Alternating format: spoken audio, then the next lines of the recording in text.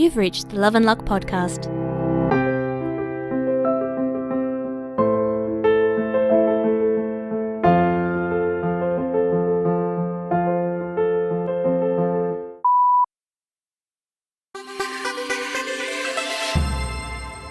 Hi everyone, it's Cindy here and welcome back to Hotspot Watch, where we discuss upcoming and currently running events in Melbourne for the LGBTQIA+ community.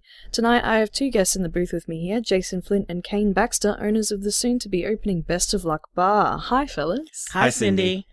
So the Best of Luck Bar is a new bar for queer people that's opening up this Saturday, and you guys are in St Kilda, is that right? Yes, that's right. We're on 35 Corsington Street in St Kilda. Now, the thing that really caught my attention about the Best of Luck Bar is that it's a dry venue. You don't serve any alcohol on premises at all. Can you tell me a little bit about your decision to do that? Well, it was a difficult decision actually for a lot of reasons. One of them is that there is a rich history of gay bars, being one of the few places where our community can safely come together for decades. Another is that bars that don't sell alcohol don't tend to be particularly profitable, and we've had to factor that into our business plan as well. It was also a difficult decision because I, personally, really enjoy drinking alcohol. Joking aside, though, there are some good reasons why we decided to avoid selling alcohol. Right. The main thing that triggered the discussion in the first place was that liquor licensing laws are very complicated and very expensive. For a very small startup business, you need to be okay with closing fairly early by nightlife standards, since more extensive liquor licenses cost a lot more money. Right, and you want it to be open later than you'd be able to if you served alcohol? Right. We wanted a more flexible range of trading hours than liquor licensing would offer us. There's also the fact that alcohol and other substance abuse has a much higher rate in the queer community than in the mainstream straight world.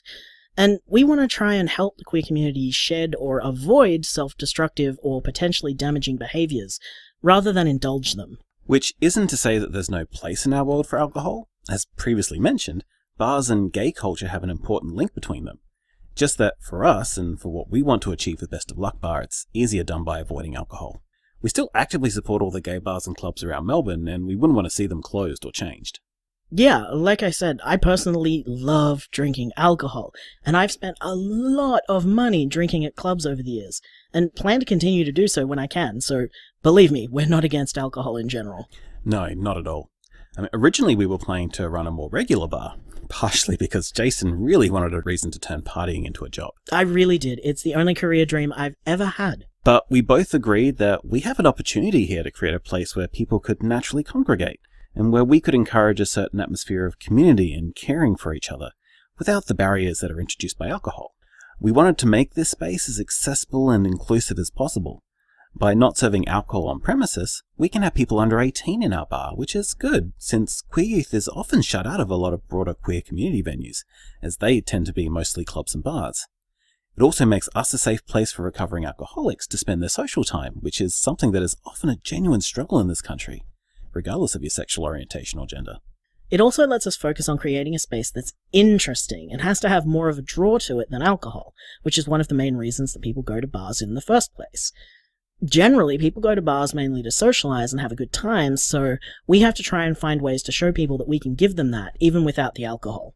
Right, that's a really good point. So tell me, what sorts of things are you doing to make Best of Luck Bar interesting without alcohol? Well, for the more introverted of us, we have a couple of Xboxes with a good library of games set up, as well as some traditional board games and things like that. We've got a little projector that we're going to set up so we can have film events, and we're hoping to be able to run some workshops and art classes and that sort of thing too. And for folks like me, who like to be a bit louder and flashier, we've got a small but decent stage so we can host live music and performances of other types. I know one of our friends is keen to start a monthly poetry night using our venue, for example. We're also currently looking into partnering with some sexual health organisations to arrange educational events and on-site quick testing, things like that.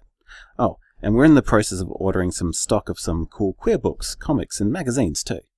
We'll also be available to hire as a venue, so, keep us in mind for your birthday parties and things like that too.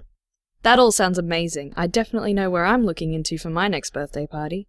So you don't serve alcohol, but you still call Best of Luck Bar, well, a bar. What sorts of drinks do you serve? Well, we have some pretty fancy mocktail recipes we're excited about. We also serve all the usual suspects: soft drinks, juices, milkshakes, smoothies, that sort of thing. We'll also be doing coffee, of course, because we're not silly enough to try and run a business that involves beverages in Melbourne without knowing how to serve up a decent espresso. Right, we definitely do coffee.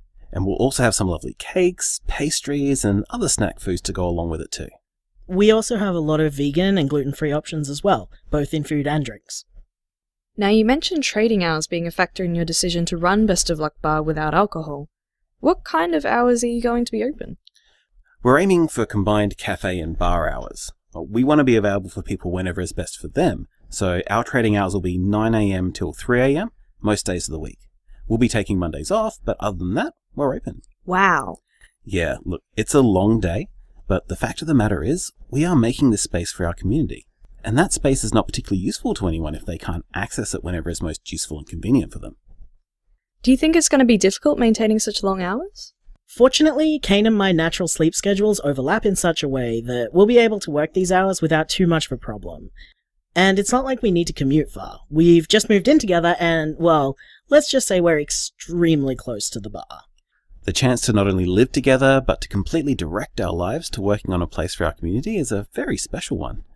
We're not taking this for granted. We want to make sure that we do whatever we can with this opportunity. You've mentioned inclusivity being an important part of this bar, so I feel like it's important to ask, do you have gender-neutral toilets? Yep. Yes, we absolutely do. In fact, we only have gender-neutral toilets.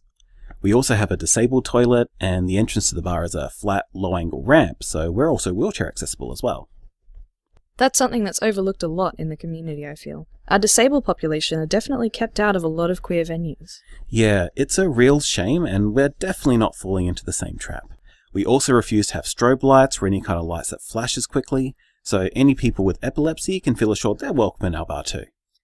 So for people who are excited to hear about this and who want to help make Best of Luck Bar a successful social hub for queer people, what can they do to support you? Spend money on us! No, but really, the best thing you can do is come attend our events, come catch up with your friends over coffee. Every latte drunk is another couple of dollars towards keeping things going, so don't feel you need to, donate sums of cash or anything. Places like this only work if people use them, so please, use us. You can also support us by suggesting or helping to run events for us. If you've got a cool idea, or a launch, or a party, or anything that might be something cool for our community, we would love to help you make it happen. The more cool stuff we get to do, the more people will come to visit us, and hopefully we all get to make new friends and connections. Yep. So basically, the best way to support us is to get involved with us. That's fantastic, and I definitely will be coming along to opening night, and that's this Saturday, am I correct? Yep, this Saturday. Our doors open at 5 p.m, and it's going to be an amazing night.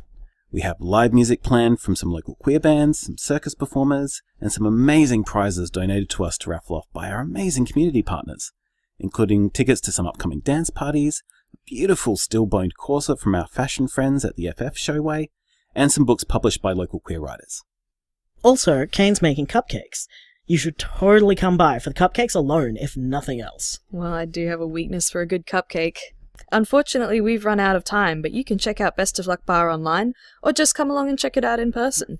Thank you so much to my wonderful guests, Kane and Jason. Thanks for having you. us. And I'll be back next week with more community event news. Thanks for listening, folks.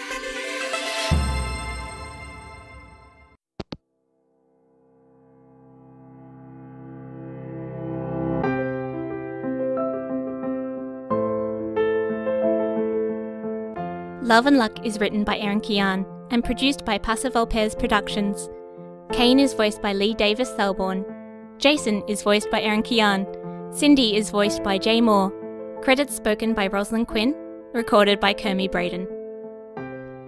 For more information about Love and Luck, check out our website, loveandluckpodcast.com. You can also find us on Facebook as Love and Luck Podcast, and follow us on Twitter at Love Luck Podcast.